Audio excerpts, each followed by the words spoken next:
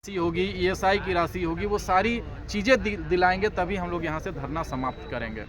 प्रबंधन के लोग जो है ऊंचे रसूख वाले लोग हैं, उनको लग रहा है कि नहीं ठंडा का मौसम है, लोग यहाँ टिकेंगे नहीं, तो इस संदेश के माध्यम से उन तक ये समाचार या जो हमारा इरादा है वो हम लोग पहुँचाना चाहते हैं कि हम लोग डटे हुए हैं और हमारी मांगे बिल्कुल जायज़ है। हम लोग किसी भी तरीके से कोई बड़ा मांग नहीं कर रहे हैं। हम लोग जो भी मांग कर रहे हैं वो श्रम कानून के अधीन चीज़ें मांग कर रहे हैं। फैक्ट्री अधिनियम के तहत जो मांगे हैं, जो मजदूरों को हक अधिकार मिलना चाहिए, वो सारी मांगे हम लोग यहाँ पे करने के लिए डटे हुए हैं। इसीलिए प्रबंधन से, साथ ही साथ स्थानीय प्रशासन से निवेदन है कि उचित मुआवजा दिलाने का काम करें और पीड़ित जो परिजन हैं, जो मृतक हैं, उनके परिवार के लोगों को जो है मुआवजा दिलाने का काम करें, सहायता दिलाने का काम करें, ताकि न्याय मिल सके उन लोगों को और उनका भविष्य सुधर सके। तो दादा, अभी तक आपको क्या कंपनी की तरफ से एक क्या स्तर की मिला? वार्ता हुई जिसमें हमारे तमाम प्रतिनिधि हम लोग शामिल थे और स्थानीय थाना प्रभारी भी शामिल थे, लेकिन मुआवजा वो लोग इतना कम बता रहे हैं जो किसी भी तरीके से जायज़ नहीं है। तो आप लोगों का क्या मांग है यहाँ मुआवजा के लेके? देखिए, हमारी मांग है कि ज़्यादा से ज़्यादा मुआवजा मिले और जो उनकी पत्नी है उनको रोजगार मिले, उनके दोनों बच्चों को शिक्षा की व्यवस्था यहाँ का प्रबंधन कराए। यही हमारी 3-4 मांगे यहाँ हैं। का पूरा घटना बता सकते हैं, किस तरह से उनको, किस तरह से जख्मी हुआ या क्या हुआ था? देखिए, यहाँ पे तमाम जो फायर सेफ्टी का जो सुविधा होना चाहिए, जो मानक होना चाहिए, उसकी अवहेलना की जा रही है। किसी तरीके से मजदूरों को ना तो बूट दिया जा रहा है, ना जैकेट दिया जा रहा है, ना हेलमेट दिया जा रहा है, ना ग्लोव्स दिए जा रहे हैं, मास्क नहीं दिए जा रहे हैं, और इनके अभाव में इन लोगों को जबरन मजबूर किया जा रहा है कि यहाँ के भट्ठी में, जहाँ का तापमान यहाँ के मजदूर बताते हैं कि 1500 डिग्री, 1700 से ज़्यादा वहाँ का तापमान है, कि अगर वहाँ पे स्पंज के या लोहे का एक छींटा भी शरीर पे पड़ जाए तो पूरा शरीर को गला सकता है। 1700 डिग्री सेल्सियस तापमान पे यहाँ के मजदूरों को बिना किसी सुरक्षा उपकरण के काम कराया जाता है।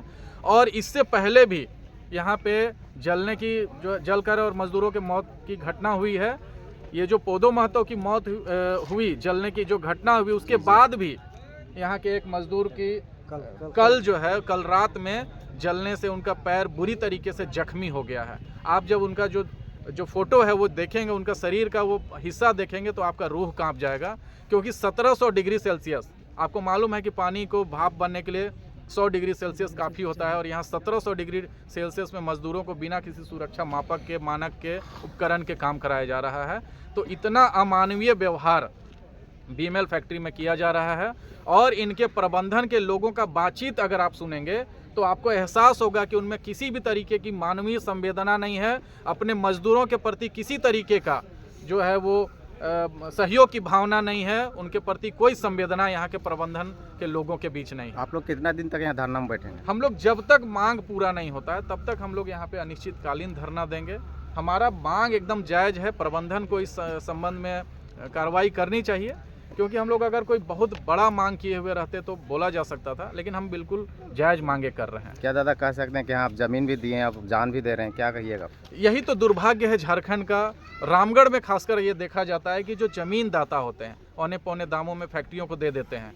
बताया जा रहा है कि 11 सूत्री मांग जो है, ये लोग फैक्ट्री प्रबंधन शर्त दिए थे कि भाई हम ये 11 तरीके का सुविधाएँ ज़मीन दाताओं को और यहाँ के स्थानीय जो कोया, कामता और आसपास के लोग जो गांव हैं उन लोगों को दिया जाएगा, जिसमें बिजली की सुविधा थी, 4 किलोमीटर के दायरे में बिजली की सुविधा थी, शिक्षा की व्यवस्था था, पानी का व्यवस्था कराना था, स्वास्थ्य का व्यवस्था कराना था, लेकिन किसी तरीके का कोई सुविधा नहीं दिया जा रहा है। इनसे काम कराया जा रहा है, और काम कराने का आलम यह है कि अगर किसी बीमारी की वजह से या किसी विपत्ति की वजह से कोई मजदूर अगर एक दिन यहाँ पे अनुपस्थित रहता है तो दूसरे दिन भी प्रबंधन के लोग उनको यहाँ से बाहर भगा देते हैं। यानी किसी तरह से लग रहा है कि पूरा शासन अपना कंपनी चला रहा है। पूरी तरीके से मनमाने तरीके से पूरा यहाँ पे अपना अलग से एक सरकार चला रही है।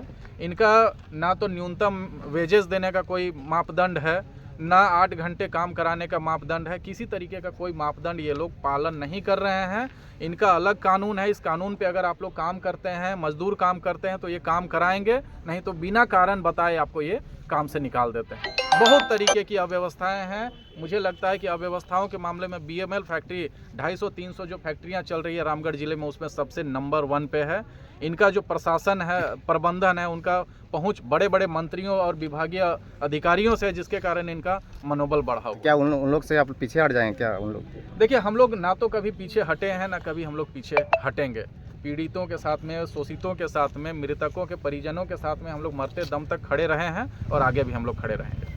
सेफ्टी इक्विपमेंट नहीं दे रहा है तो यहाँ इंस्पेक्टर कोई नहीं है क्या, उसका जांच करने, सुपरवाइजर ऐसा कुछ? आपको बता रहे हैं कि जिस व्यक्ति को यहाँ पे एम्बुलेंस चलाने के लिए रखा गया है, उसको यहाँ पे आसपास में हॉस्पिटल कहाँ है उसका भी उनको जानकारी नहीं है। बताया जा रहा है कि जब ये पोदो महतो बुरी तरीके से जलकर जो है वो तड़प रहे थे, तो एम्बुलेंस ड्राइवर जो है वो इधर उधर चलाकर करीब 1.5 से 2 घंटे जो है उनको रोड पे ही ये लेते जाता रहा, जिसके कारण भी परिजन जब पहुंचे तब जाके उनको देवकमल हॉस्पिटल में उनको भर्ती कराया गया। हाँ। ये प्राण का कितना बड़ा चूक है कि मतलब यहाँ लोकल लोग लेके जाएंगे हॉस्पिटल, अगर पीड़ित अगर यहाँ चोटिल होते हैं, घायल होते हैं, तो क्या परिवार के लोग जिसको एम्बुलेंस के का जिम्मा दिया गया है वो आदमी को पता नहीं कि आसपास में अस्पताल कहाँ है। तो दादा नहीं लगता है कि यहाँ पर जो कंपनी की लापरवाही के कारण व्यक्ति की मौत हुई है? देखिए, अगर सीधे शब्दों में कहा जाए तो कंपनी प्रबंधन के द्वारा पोदो महतो की हत्या की गई है।